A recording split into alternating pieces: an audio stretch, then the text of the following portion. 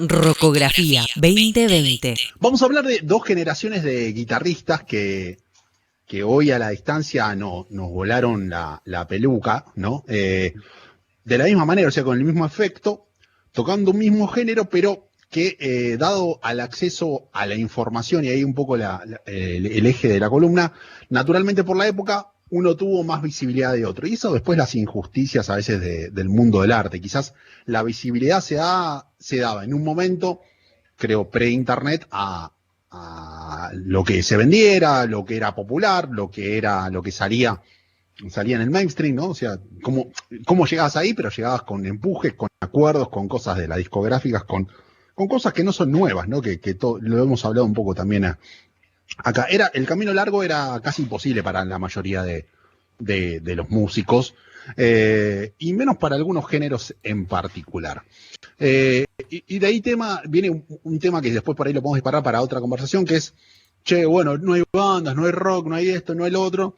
Pero en realidad lo que falta por ahí es esa visibilidad de los músicos. Entonces, creo que en Internet hoy te permite llegar a más cantidad de músicos. Eso es verdad, pero por otro lado, funciona un algoritmo que te hace escuchar lo que querés escuchar y lo que ellos también en un punto quieren escuchar ellos, que es Spotify. Digo, las grandes discográficas que están ahora, en vez de encargadas de sacar y publicitar en radio determinadas bandas que les conviene, ahora hace lo mismo con Spotify. O sea, lo que pasaba antes que vos escuchás a través de una radio, un programa, ahora, digo, las redes sociales dicen, yo elijo lo que quiero. Sí, es verdad, vos podés elegir un catálogo gigante, pero siempre lo que se te sugiere, que es lo que más uno le hace el clic o escrolea desde el teléfono, es lo que ellos buscan en algún punto.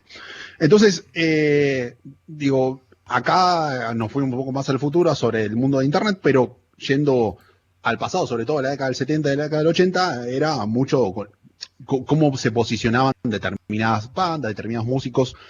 Y entonces vos decías, che, este es muy grosso, sí, pero Pepito era 10 veces mejor, los temas estaban mucho mejores, pero no era tan difundido. Bueno, eso pasó en blues en toda su historia. Digo, no deja de ser un género under, por más que, por ejemplo, en Estados Unidos, en Inglaterra fue un género muy fuerte porque incluyó a lo que nosotros conocemos como el rock hoy, esa piedra fundacional, pero también siempre un género under, digo, desnostado, digo, de negros, ¿no? Lo que pasaba en Estados Unidos, música de negros, 1950, 1940, 1930, 1970, 2000 también, ¿no? Entonces, como los géneros, un género under, y cómo las generaciones fueron una más difundida y otra no tanto, ¿no? Entonces, un poco vamos a hablar del choque de dos generaciones, cuando los dos eran grosos por igual. Por un lado, y por otro, también te digo que los algoritmos le doy la derecha, está buenísimo, pero pasa esto que les comentaba al principio. Yendo a esta historia puntual, que no es la que desarrollamos hasta ahora, nos vamos a ir por un lado, 1924, en una de la primera parte de esta historia que vamos a contar, donde Albert Nelson nace el 25 de abril de 1924, alias conocido como Albert King. Fue uno de los guitarristas más influyentes de la historia de la música en general, cuando uno habla de ese Guitar Hero, ¿no? De esa figura que no era tan grosa, fue uno de los que puso a la guitarra como el centro de la escena, algo de tan acostumbrado estábamos a ver al violero ejecutando un solo. Bueno, Albert King fue uno de los que hizo o empujó para que eso directamente ocurra. Albert King, 1,90 m y 118 kilos promedio siempre, un animal que, como ven en las fotos, tiene su guitarra Flying B, una guitarra que es muy grande, pero fíjate que en la foto parece algo muy, muy chiquitito, ¿no? Parece una guitarra casi de juguete. Un charango. Oriundo de los... Sí, un ukelele mini, boludo, tremendo. Y es una viola relativamente grande, ¿no? Hay una imagen de Papo, una Flying B, cuando toca con B.B. King en el Madison Square Garden, y nada, al lado esta de Albert King es mucho más grande. Albert King, oriundo de los campos de algodón de Indianola, en Mississippi, Una infancia realmente muy pobre en un contexto de una economía mundial muy golpeada. Él nace en el 24, para la crisis del 29 él era muy chiquito todavía. Esa crisis del 24 de octubre, no el cumpleaños de Daniel, sino de 1929, golpea a la economía estadounidense muy fuerte, generando ese fenómeno de la gran recesión que duró mucho tiempo. Esa recuperación, después un cambio político muy fuerte en Estados Sí, Unidos, pero vino la guerra en el aparte 39. si el chabón laburaba con el algodón, con la caída de los mercados, dejaron de cultivar algodón y chau. Bueno, Sí, ahí ocurre una de todo las un grandes desastre. migraciones de afroamericanos del sur al resto de las grandes ciudades. Eso, y también pensá que ¿Dónde era? ¿Dónde nació? ya ¿Dónde toda la nació? economía, Indianota en Claro. Mississippi, digo, todo Sí. o sea, todo al lado del río, toda No, la y vera de ese después viene la río, inundación del 27. Todo todo mal. mal. O sea, digo, la crisis económica, digo, no fue algo de, che, bueno, el jueves 24 de octubre de 1929 se pudrió todo. Y bueno, ese día, bueno, el otro día nos levantamos todo bien, una resaca, no, no, o sea, una crisis económica que duró mucho tiempo y las consecuencias fueron mucha desocupación. Entonces, ya el trabajo precario que realizaban los negros, naturalmente por ser negros, lo contamos en los programas anteriores, de la discriminación que hoy continúan, y vayámonos al 29, era moneda corriente, ¿no? La separación económica clasista que había en ese momento. Mencionamos esto también porque hay que ver la circunstancia de crianza de esta primera parte, que tiene que ver un poco con la segunda. Comparo con B.B. King también, que nació en Itabena, en Mississippi, también, Buddy Guy, en Louisiana, en el 40, un poquito más acá, pero son pueblos de comunidades negras. Y Johnny Cash en Arkansas también, todos con historias de mucha pobreza en la infancia. ¿Sí? Es algo, hay un factor común en muchos músicos estadounidenses que de los primeros del blues o del rock, están atravesados por estos problemas ligados a esta crisis que tiene unas consecuencias de muchos años. Eh, Sobre Albert King, volvemos un poco a la infancia. Él se mete en la iglesia gospel, algo que pasaba en los chicos de la comunidad afroamericana, ¿no? Ellos directamente ligados al gospel como género, ¿no? Género histórico de la música negra, ¿no? O sea, casi tan viejo como el blues. El blues era como más moderno contra el gospel, ¿no? Un género que está buenísimo también, si pueden, escúchenlo. Hay grandes artistas, ¿no? Que salen de ahí. Bueno, si vamos al soul o al funk, del gospel salen los más grosos, no sé, James Brown, digo, como uno, sale de ahí, digo, Aretha, muchos de esos músicos nos encantan, tiene esa raíz gospel. Y está muy bueno, las misas gospel están buenísimas, y he tenido la oportunidad de participar en una, y son muy largas.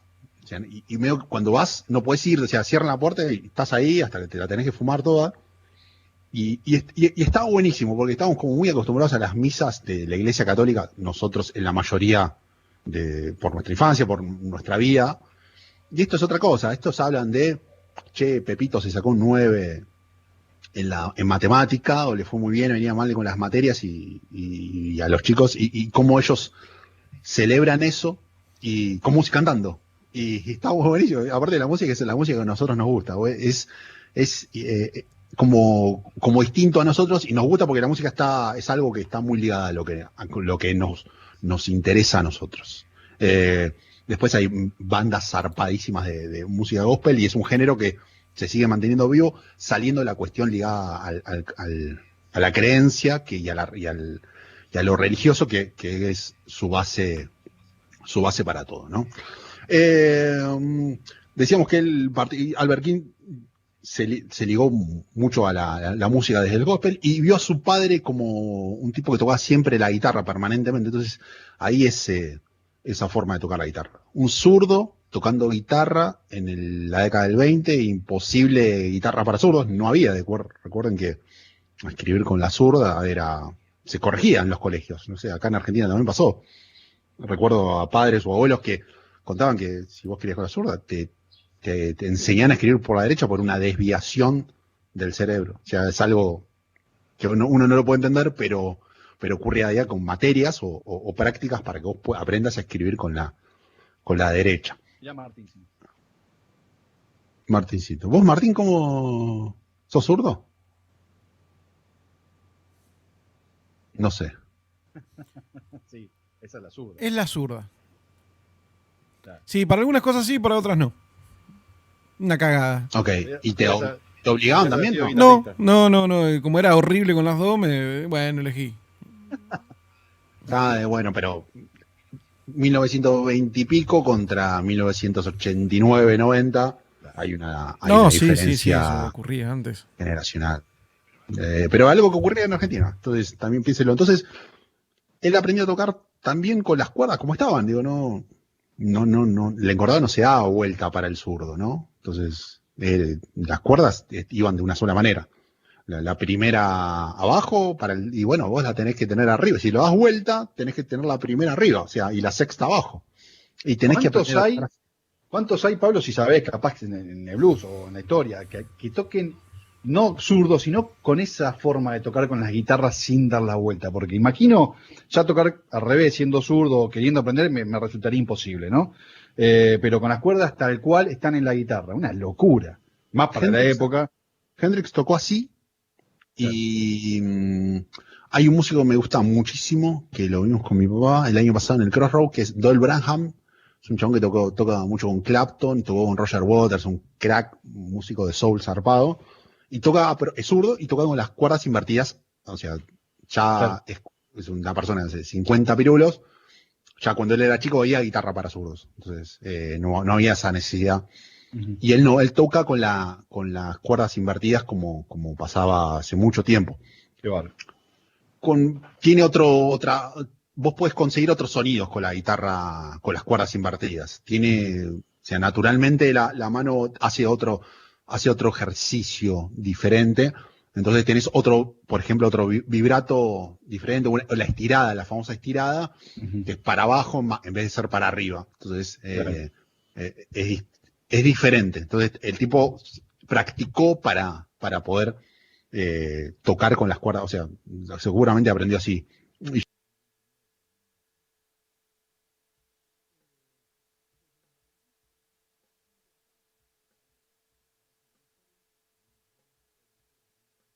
Historia.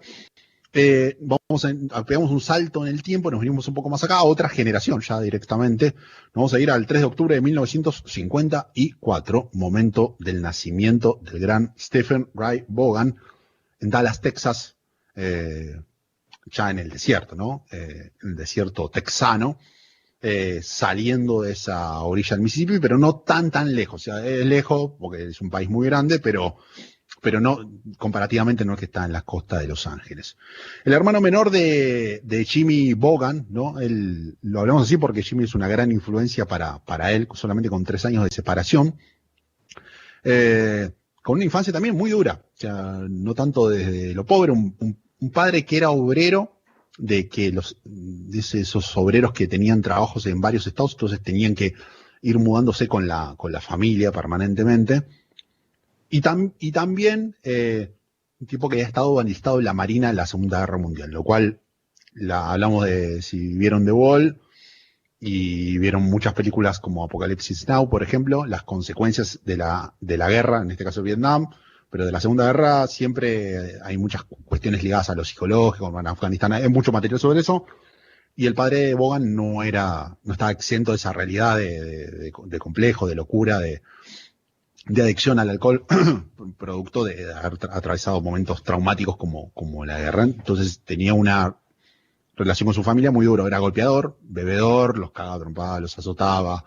Era una infancia muy difícil para ellos con un padre de esa característica. O sea, por ahí no tanto lo económico como Albert King, pero sí como desde lo emocional y desde el vínculo con su padre. Muy, muy alcohólico. Stevie veía a su hermano Jimmy y realmente se entusiasmaba cuando lo veía tocar. Y él quería tocar como su hermano, porque su hermano ya tocaba la guitarra, entonces dijo, bueno, voy con otro instrumento. y probó con saxo, probó con batería, probó con piano, y realmente no hubo caso, no se encontraba como con eso, él era muy, muy chiquito. Pero en ese momento escuchaba tipos que realmente valían la pena y estaba muy bueno lo que hacían con la música negra, como Muddy Waters, Albert Collins y también Albert King, ¿no? Ahí empieza el primer vínculo y el primer contacto. ¿Y qué de Albert King? O sea, ¿qué empezó a ver de Albert King? Porque él le gustaba en guitarras de juguete como imitarlos también. Y eso que se tocaba al revés, porque él tocaba la guitarra al revés, Stevie las imitaba con su mano derecha, una guitarra para diestros. La estirada de Albert King lo contó Raffo y lo contó Tevi, mi hermano, en las mesas de qué es el rock que hicimos juntos. Y la estirada de Albert King es única, ¿no? Hay que tener el vibrato, la condición, los dedos, el gusto. Es algún sonido muy único, que ya lo vamos a escuchar sobre el final. Entonces, ahí ya había el primer vínculo con Albert King, ¿no? En poder tocar y copiar esos shades.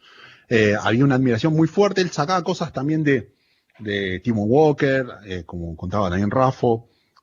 Sacaba cosas de Freddie King, de otro de los Reyes del Blues. Mismo Vivin tenía mucho que ver con el resultado de esa síntesis en Stevie. Pero muchas cosas de Albert King que hasta sorprenden, como, che, qué igual esto que Shade, ¿no? Es algo como que el Shade de blues es como se va pasando de generación en generación. Esos turn around, ¿no? Esa vuelta que pegaban son muy comunes, entonces como que no tienen dueño, ¿no? Es como los temas, ¿vieron que hay como 1000 versiones de un tema de blues que hace 1000 personas?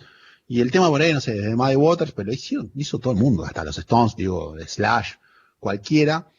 Y no es de nadie, o sea, son temas que van pasando de generaciones de músicos, ¿no? Yendo un poco más acá, no vamos a hablar de la historia en particular de cada uno, sino que vamos a ver en el punto de encuentro, en el primero que tuvimos, que era esto, y ahora el segundo punto de encuentro, que es esto que vamos a en un rato ver. Stevie realmente explota como músico en el Festival de Jazz de Montreux de 1982 en Canadá, un festival muy conocido, muy grosso. Se pueden seguir ahí está en YouTube, muchos recitales permanentemente de esas performances o sets de músicos que está buenísimo.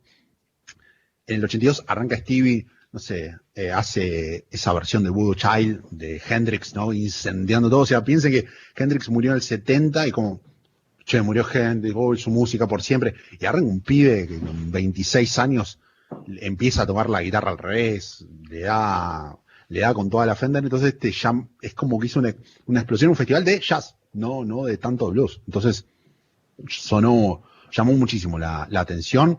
Un descarado, ¿no? Con su banda Double Trouble, ¿no? Era, en el 82, él ya marcó, dijo, che, bueno, acá estoy yo y vengo a darles toda mi música, que está buenísimo. Si quieren otro día igual hablamos de ese festival, de esa carrera corta, ¿no? Porque en el 90 ya saben asesinado por quién. No, eso se lo dejamos a Daniel porque es el que habla de las muertes. No la asesinaron. Y en el ¿Cómo 80... vas a decir eso? La teoría igual es de Martín, la teoría es de Martín, no mía. Todos sabemos por qué pasó directamente.